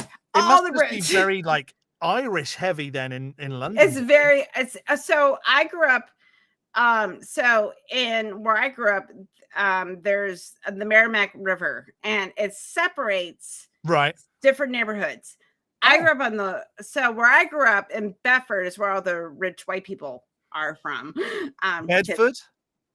Bedford, New Hampshire. How do you spell that? Bedford. Yeah. Okay. So there's a Bedford, UK. Okay. So there you go. Okay. So that'd be England. Manchester. Yeah. So Manchester is right on the border. Okay. And you have north of the river is the Italians. The west side is the French. And then the east side is the Irish. Right. So it's segregated by white people. Right. Wow. Oh, wow. That's crazy. Okay. And we all have our, they all have their own high schools. Like I went to West, which is the Blue Knights, and then Memorial is where all the Italians go on the north side, and then the east side is all the Irish at Central. Okay. So, Wow. And it's a rivalry. It is a real thing. When you live, it is, yeah. That's the reason why this region is called New England. Because all the white people. Yeah. Like okay, so quick story. When I moved to Florida, because when I went to high school, there was 800 kids. Only 2 were people of color. One Black person and one person that was Asian American. Wow. Everybody else is all Italian and French and Irish. Right. Move here, and my ex-husband grew up in New York, and my current husband grew up in DC, which are very diverse communities. I moved down here, and I started seeing a much more diverse population. And both of them have said to me, like, this is not diverse. Okay. Like, as much as you think it is, because like my husband is from, Washington. Like he grew up right on the border. He grew up in Silver Spring, Maryland, which is right on the border between DC and Maryland. So like majority Black population. Wow. And my husband grew up in Westchester, New York, which is mostly African American, integrated with white. And I'm like, really? So that tells me how white it was when I was growing up. Wow. Okay. Like does Britain have like a diverse? It does. Yeah. Well, and because we and I'm saying like I did it because my ancestors because my ancestors like went and started owning other countries. Like they're like, I own this now. Yeah, I own India. I own the Caribbean. I own this. So there was a lot. I grew up with a very diverse, in a very diverse community. It was very South Asian dominated communities, which is great. Right. And then, but yeah, we had like a lot of Bajan people live in the UK because there was the time when they owned some of the Caribbean, and I know that they've started getting rid of that now, or getting rid of that, but the people are reclaiming their land, rightfully so. So yeah, I did. I was fortunate to grow up in a very mixed community, which very diverse. We traveled a lot when I was growing up. So that kind of kept me from the racism. Like my dad, like this is really funny about my father. The God that does not exist, rest his soul. So like my kids, so my dad would make racist jokes in front of people. But this is the funny part. He would, like, if he was talking to like an Asian person, he would make like a joke about like a Black person in front of that person. And then if he was in front of a Black person, he could, like, it was so weird. Wow. Oh dear. But also at the same time, he would like, he would say like, don't be racist. Like he would like, it was like, he didn't understand the context of why those jokes existed. He just thought they were funny as but also at the same time, like he would be like, treat people with respect and be kind. So it was, and I'm just like now you'd be like, Dad, you can't say things like that. But whoa, like, yeah, that's like, I've just read Ways to Human. Can your ancestors take over the US, please? I mean, we've just had Independence Day. Well, yeah, we were there and you threw us out. You dumped our tea in the harbor and you said, get out. And to be fair, I am mostly all European. I am mostly British and German. And I'm not. And Greek and Balkan. So there's that. My grandfather was New Zealander. So I'm like only 3/4 British and the rest of me is from New Zealand. So you're probably more European than I am. Although, I mean, I am all the white people. I was looking at like my today weirdly, I was just like flipping through looking at my 23andMe, and I'm related to a king from like this island off of Denmark. Like a long time. Yeah, I'm related to a king in Denmark from like like it's like 0.13%. Like it's nothing. But I'm like, okay. and I'm also related to a bunch of Vikings, so that's fun. There's a lot of that over here, and I'm very jealous. I'd love to be related to Vikings. My okay, ancestors... like, but they also did the slavery. So how Well, much that's do you want to be true. related? Yeah. Like, can I be? I want to be related to the Vikings that didn't do that, because the rest of them, the ones that weren't, but they arseholes, became were cool. Christian. So Oh no, then I don't care. That's fair. Like, yeah, Mary Queen of Scots. That's cool. There you go. Like, yeah, like it's very, and I'm also related to Richard III. So, oh, poor man. But I'm like, well, here's You're the thing, though. the dead car Okay, park like, king. to be fair, I don't know a lot about Richard III. I know that Shakespeare was not kind to him. so No, I don't. Not a lot of people were very, very kind to him. It was Richard III, right? That ended up. His body was found in a parking lot in the UK, right? Really? I didn't. I'm know. sure that. Was he? Yeah. Let me just double check that. Okay, ask the all-knowing God Google. Yeah. Right. Richard the Third body. I'm pretty certain it was him. Was discovered. Yeah. Here it is. He was discovered. He was killed by Henry VI, right? When there was like not Henry VIII. No, not Henry VIII. Henry VI. There was a struggle for power, and he got killed, and then he didn't even get a proper burial. And then in 2012, his body was discovered in a parking lot in Leicester in the UK. That is awesome. Yeah. And so they gave him a proper king's burial. I love that for him. There you go. Okay, so you're like, I didn't have any British history. Like, my British history is Shakespeare. Right. It isn't even history, it's just a man who wrote some plays.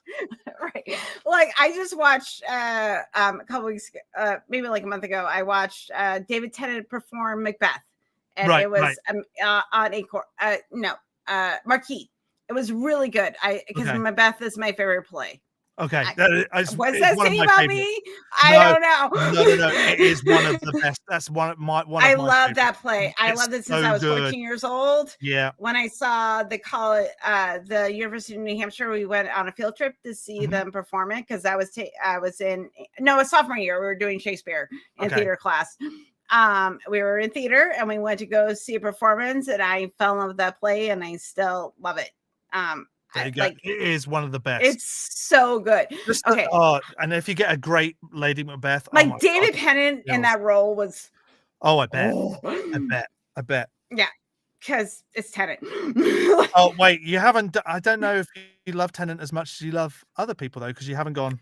God. I have he's close. He's not. Oh, okay. He's up there, he's close to God. He's a demigod. He's like Hercules. He's not God. He's Jesus. He's I get you. He's Jesus.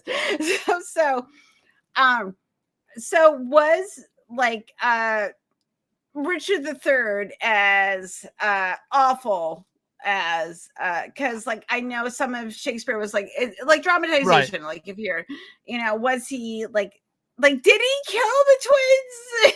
Like did he? We'll never know. I don't know. But have you ever watched there's like it's called the House of York, I think, and the War of the Roses, and there's like TV shows, because they did the Tudors where they showed I watched the Tudors, which was a lot of liberty. right. Yeah. But there's more, like even more, but it's sexy. So like it was. I did love that show because of the sex. It was good. That's why I enjoyed Game of Thrones. It was a weird sex, but Game of Thrones, if you read the books, they're not as sexy as the TV shows. So I always do the TV shows before the books, just because I read the books first. I'm a visual learner. I read the books first, and then I ended up watching the TV show. And then I was like, it's good. And then after season 4, I was I was just watching it more out of hate at that point. Right.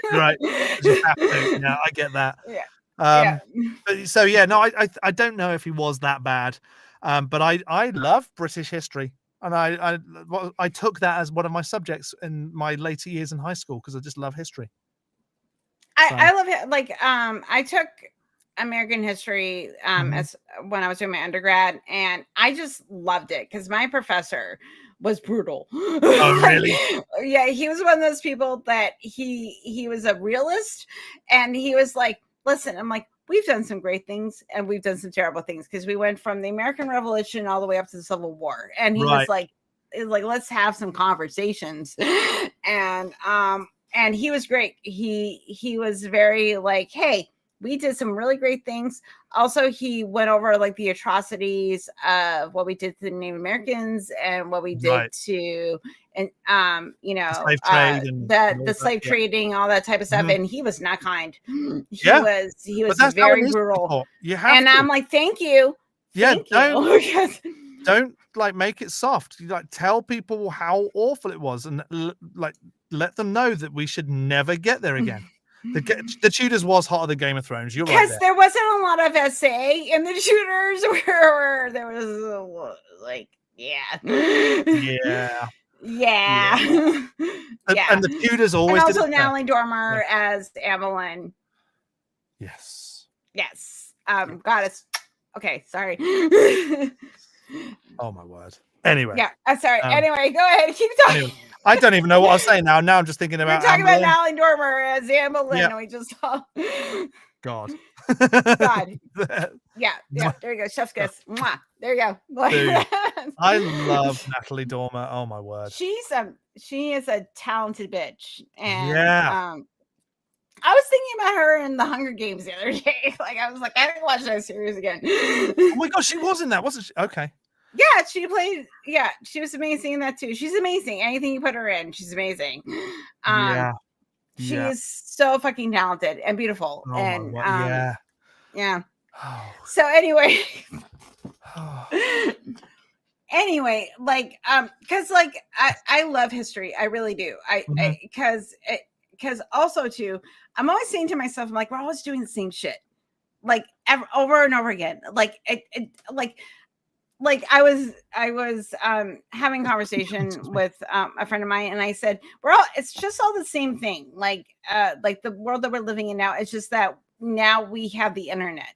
We don't have like pamphlets and like little magazines going out to like white supremacists and terrible people. Right. We just had disinformation spread through the internet. It's just a lot faster. And also people like if you don't have like as Grandma's saying, if you don't have your bullshit detector on, like, you're gonna fall from some really awful ideas, you know, and that's what we're dealing with. We're not so much dealing but people have always fallen for bad ideas. Like, we're terrible. That's why we're in the crap that we're in right now. Right. It's just, yeah. Because I don't, and this is the thing, like, I don't I keep trying to understand it. Like the psychologist in me, someone that is overly analytical and thinks too much. Right. I'm like, and I'm just reading like. Oh my word! They're not even listening to us now. They're just thinking about. No, they're just talking. But like, so like, I keep like, there's this empathetic part of me that wants to understand. Like I don't agree with it, but I'm trying to understand it. But I can't understand this level of vitriol, like where people aren't being kind to one another. Like, you don't have to understand what it's like to be a queer person or a person of color, because like, you know, like.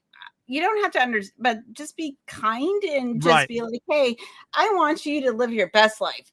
Right. I don't understand like why you wouldn't want people to do that. Like, and I just don't. And I just don't. I'm sorry you were distracted by hot, intelligent woman. This is just how I spend my life. Nancy, I get it. That's how my life is lived. I'm distracted by hot, intelligent people of all genders. Right. Yeah. I'm always like, wow. Yeah. And that's fair. It's fair. Well, I feel like, as someone that appreciates the female body, as we can bond on that. We can bond on that. Yeah. I appreciate the male form too, though. It's just. Oh, like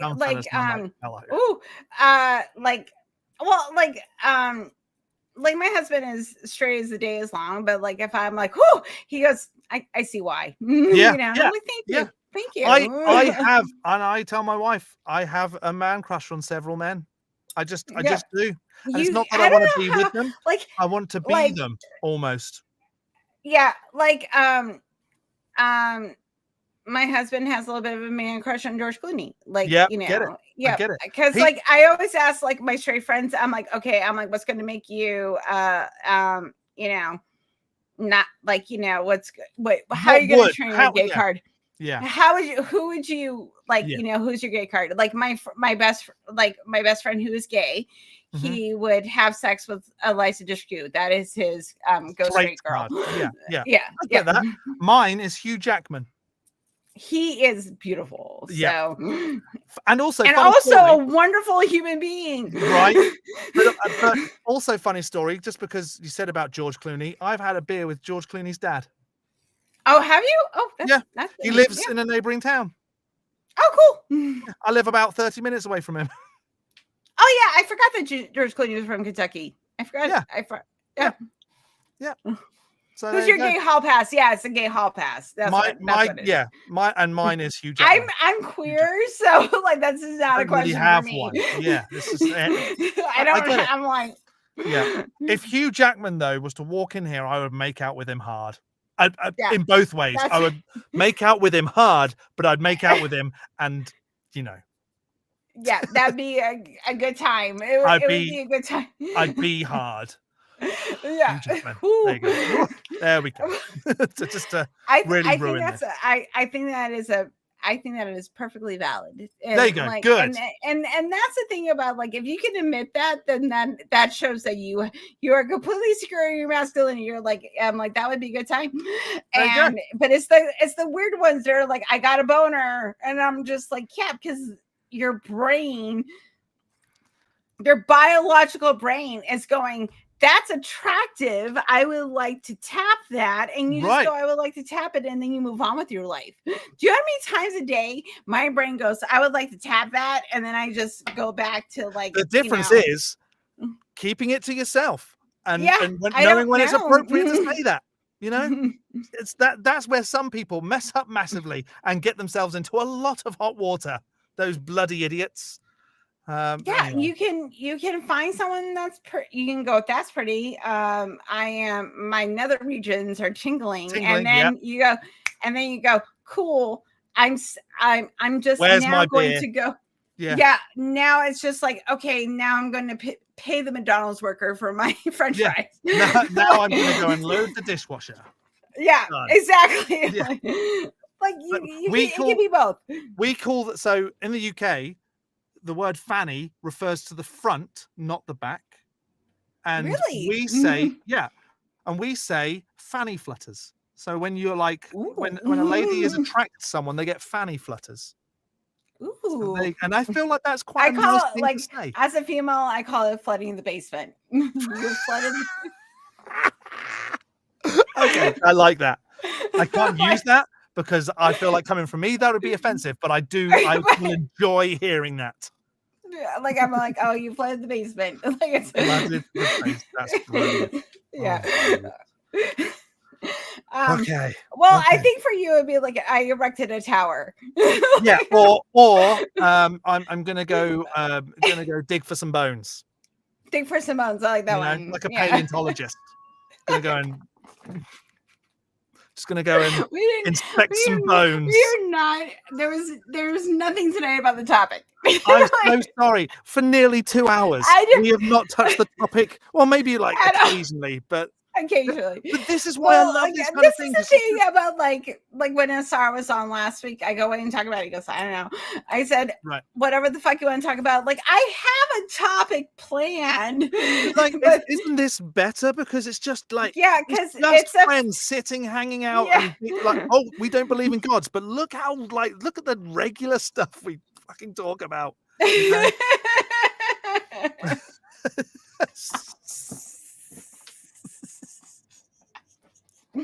I love you, Antir. I love you.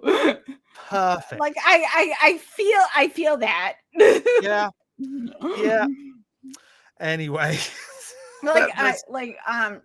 I'm gonna say this because my boss doesn't know I do this stuff, but like she's a very busty woman and she wears a lot of like low cut tops, and sometimes I'm just like, oh, I dropped my pencil. Boss, could you pick up my pencil for me? So like and she's very pretty. So like it happens. Like, I get it. Also, if you just watch this, I'm just complimenting. That's all. Right. You know, like I'm just complimenting. Yeah. Yeah. Would you act upon those impulsions without consent? Absolutely not. Absolutely not. And that's why we love you. No. And also she is my boss, and that is a position of authority, and that's weird. Yeah, no, you're right there. But so like, you know, you don't dip your ink in the company pool.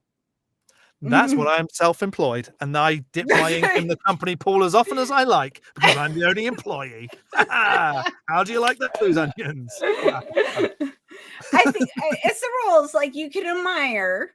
Yeah.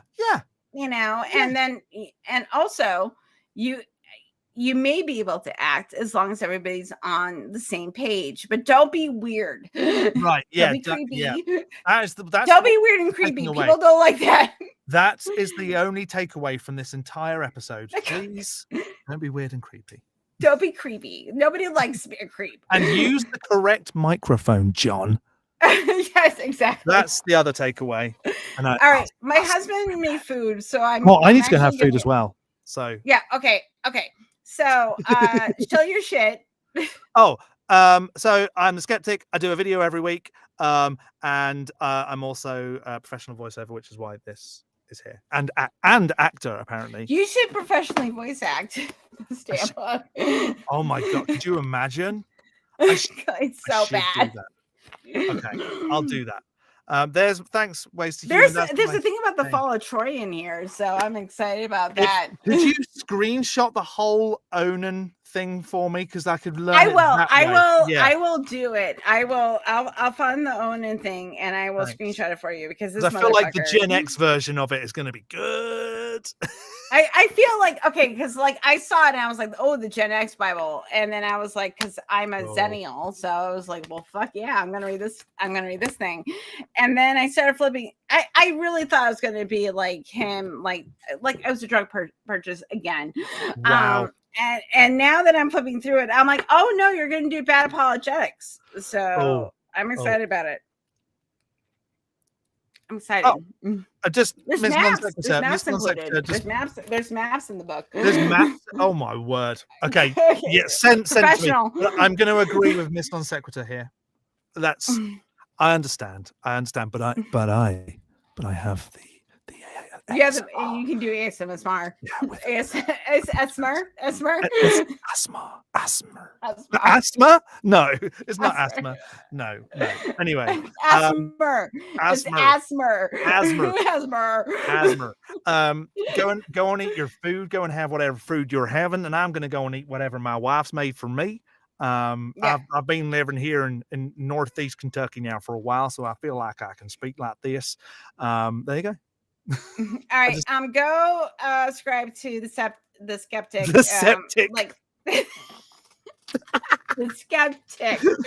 Whatever. The Skeptick. Go do that. I do really appreciate your sardonic approach to apologists, because it is. I don't know how you find these people. You and Brentley finding like the funny two people that like the mining of it, it's kind of impressive. It's just fun. It's just fun to do. I really enjoy it. So yeah, because I it think breaks more my people should. brain. Like I know a lot of like the bigger influencers, Christian funny influencers, which also breaks my brain. But like Right. you guys find like the little smaller channels where people, I'm just like, that's insane. Like where everything's demonic, everything's Yeah. demonic. And I think everybody is apparently terrible people, right. But I think like I get a lot of crap sometimes when I pick on smaller YouTubers, and they're like, go and attack the big boys. But I'm sorry, if you put anything on YouTube and say God did it, I'm well within my rights to go. I'm sorry, no, he didn't. And this is the thing I have about it is that everybody's talking about like Paul Morgan or Girl Defined or like the